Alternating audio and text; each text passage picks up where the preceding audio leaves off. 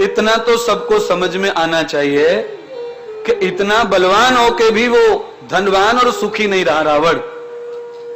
और विभीषण बड़े कमजोर थे शरीर से, धनवान भी हो गए, राजा भी हो गए, सम्मान भी हो गया और राम के भगत भी बन गए। क्यों बन गए? क्योंकि मानवता को जो नहीं छोड़ता है, जो तकलीफ सहन कर लेता है और मानवता नहीं छोड़ता है, आखिर में उसी को राज्य पाठ और धन दौलत प्राप्त होता है।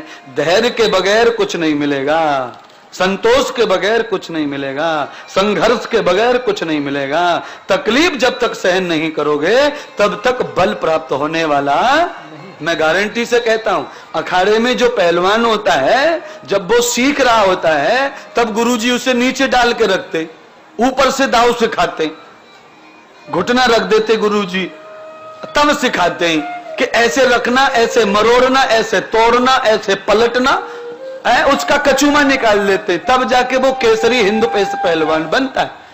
तो जो सहन कर लेगा चोटों को वही पहलवान बनेगा।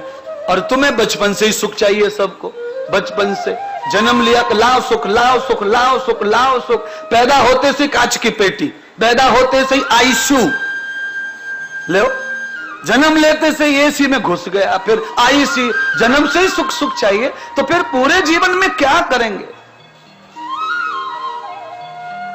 संघर्ष जीवन की उन्नति का राज है। जो सहन कर ले वो सबको साध लेता है।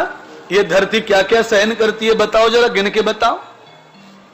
तुम कहां थूकते बताओ, नाक कहां पटकते बताओ, कहां पर मूत्र करते बताओ, मल कहां करते बताओ, सोते कहां बताओ, औलाद कहां पैदा करते बताओ, खेती कहां करते बताओ, जेसीबी कहां चलाते बताओ, कहां खोदे थे बताओ, कुआं कहां खोदते बताओ, बोर कहां मारते बताओ।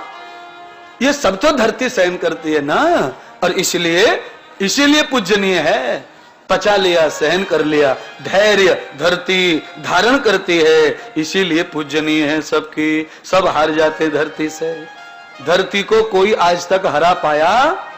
हाँ, जो लोग उत्तेजक होते हैं वो कभी नहीं जीतते। बड़े होने की जिन्हें भूख है वो कभी जीतते नहीं। और जो तप से नहीं डरते वो कभी छोटे नहीं रहते।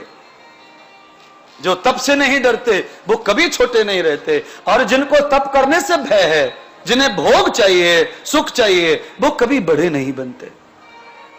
मैं नहीं कहता ऐसी बात, मनु महाराज कहते हैं, विद्यार्थी नाम कुतो सुखम, सुखार्थी नाम कुतो विद्या। प्राइमरी स्कूल, सरकारी स्कूलों की दीवालों पे ये श्लोक लिखा रहता था पहले।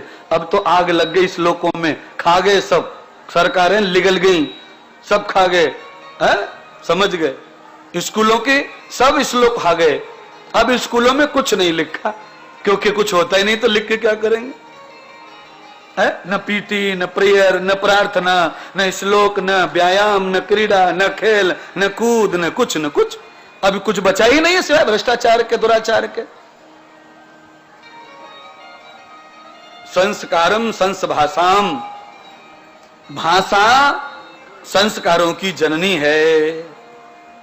भाषा संस्कारों की जननी है। मैं गारंटी लेता हूं, लिख के देता हूं और मोहर लगा के देता हूं मेरे संस्थान की।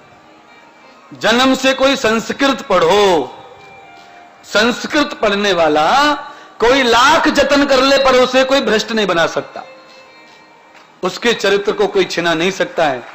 भाषा संस्कारों की मां है। संस्कार भाषा से पैदा होते हैं।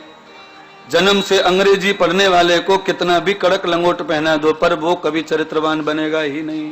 भाषा संस्कारों की जननी है। जैसी भाषा रहती है वैसा भेष और भूषा भी हो जाती है। बड़ा कठिन है महाराज, है? दुर्लक्षम यथा मूलम च। मैं तो खाली इतना जानता हूं कि मेरे जैसे कपड़े, भगवे कपड़े, जो भी शरीर धारण करता है उसे प्रमाणिक संस्कृत भाषा का ज्ञान होना चाहिए। और जिसे संस्कृत भाषा का ज्ञान नहीं है तो चाहे वो कितना भी त्याग तपस्या कर ले पर कहीं ना कहीं अछूता रहेगा त्याग तप से। क्योंकि असली गुण त्याग के और तप के संस्कृत में ही छुपे। दूसरी भाषाओं में योग के संपूर्ण गुणों को लिखा ही जा नहीं सकता। बोलिए, आप लौकी को कच्चा खाओ तो पूरा गुण देगी, पका के खाओ आधे गुण हो जाते हैं, हलवा बना के खाओ और कम हो जाता है, लौकी का कोफ्ता बना के खाओ और बर्बाद हो जाता है। लौकी से आप जितने प्रोसेस करते हैं उतना उसका गुण कम होता चला जाता है। इसीलिए ये जितनी भाषाएं हैं ये सारी भाषाएं प्रोसेस से हुई हैं, तैयार करके। पर संस्कृत को किसी ने तैयार नहीं किया है, वो तो स्वयंभू है। जैसे नारायण स्वयं है, शिव स्वयं है, सूर्य चंद्रमा स्वयं है, धरती स्वयं है, आत्मा स्वयं है, ऐसे संस्कृत भाषा स्वयं है। उससे जगत प्रकट होता है, वो किसी से प्रकट होती। हाँ, संस्कृत नहीं होती तो मैं ऐसा क्यों होता? मैं जितना सुंदर खिलावट दिख रही है ये संस्कृत की वजह से सुंदरता है। नहीं ऐसे गोरे चिकने दुनिया भर के घूम रहे, बस भी नहीं रुकती चिकनों के लिए। ऐसे हाथ मारते रोड पे खड़े होके बस वाला बोलता है जनरल का टिकट लेके एसी में घुस जाए कितना भी सुंदर रहने दो, टीटी बिना चालान के छोड़ता है उसे? कौन पूछता है सुंदरों को? इसीलिए मैंने गीत में गाया, मानव की पूजा कौन करे, मानवता पूजी जाती है, मानवता पूजी जाती है। फूलों की गिनती है अगणित पर खुशबू पूजी जाती है। जिस फूल में खुशबू होती है बाजार में जाकर हम उसको ही खरीदते हैं पूजा के लिए। नीम का फूल किसी ने नहीं चढ़ाया बांके बिहारी पे। बोलो, बबूल के तो पीले फूल होते सुंदर दिखे, पर कोई नहीं ले जाता भगवान पे चढ़ाने बबूल के फूल को। कारण सुंदरता क्या करेगी, उसमें कुछ गुण तो है ही नहीं। इसीलिए गुणातीतम यथा रूपम ब्रह्मम सनातनम तदह, गुणातीत जो है वही भगवान है। तो बन जा भैया गुणातीत। तंबाकू गुटखा बीड़ी सिगरेट अंडा मांस मटन जुआ इतनी चीज छोड़ देगा, वो गुणातीत हो गया, वो गुणातीत हो गया। वो तो भैया हो गया, आधा तो भगवान हो गया, वो आधा भगवान हो गया। अब आधा बचा है, आधा और थोड़ा तंत्र मंत्र दे देंगे, आधा वैसे पूरा हो जाएगा। बोलिए क्या करें? अब इतना तो सरल कर दिया, अब तुम्हें भगवान बना रहे हैं। तुम्हारे घर वालों ने तुम्हें तो इंस्पेक्टर भी नहीं बनाया, मैं तो भगवान बना रहा हूं। बताओ कितना चाहता हूं तुमको, मुझसे ज्यादा कौन चाहेगा? बोलो। हाँ, कोई आया नहीं, कोई है नहीं तुम्हारे परिवार में चाहने वाला मुझसे ज्यादा। दृश्यम भूतानाम यथाम, और मैं ये चैलेंज करता हूं, पुरोहितम यथा रूपम, जो गुरु ज्ञानी है, जिनके पास परमात्मा का विवेक और बोध है, जिन्हें भगवान ने वास्तव में संसार में सत्कर्म करने के लिए भेजा है, वही किसी को भगवान इंसान बना सकते हैं। ये पाखंडियों से कोई कुछ बनने वाला